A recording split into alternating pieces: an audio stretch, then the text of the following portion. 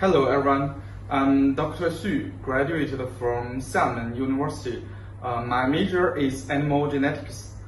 From now on, I will bring you the knowledge and the suggestion of pet health regularly.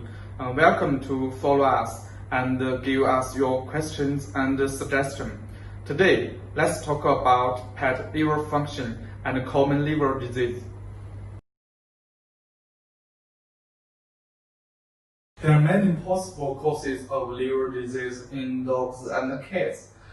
Liver disease, also known as hepatitis, is a broad term describing a number of liver conditions. Since the liver has such important functions in the body, the development of liver disease may result in serious health consequences. The liver is responsible for building and breaking down fats, carbohydrates, and proteins, as well as storing vitamins, minerals, glycogens, and triglycerides.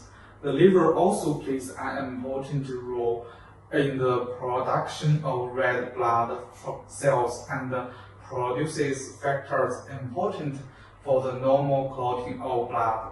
Since the liver is an essential part of the immune system, liver disease may also lead to a serious immune deficiency syndrome.